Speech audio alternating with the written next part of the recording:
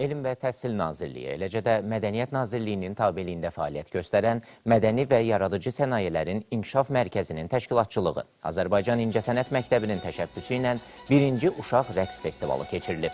Azərbaycan Dövlət Uşaq Filarmoniyasında təşkil olunan rəqs şöləni 6-14 yaş arası uşaqlar üçün nəzərdə tutulub.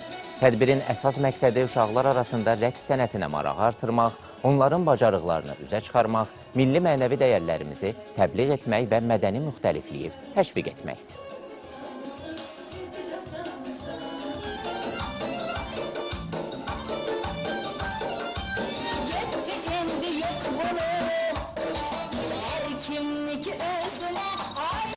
Yaxın belə deyək, qrup bu festivalda iştirak edəcək. Belə deyək, hansı ki, burada fərqli qruplar var və rəqslərə gəlincə isə müxtəlif Azərbaycan milli rəqslər, xarici rəqslər də bu səhnədə nümayiş olunacaq.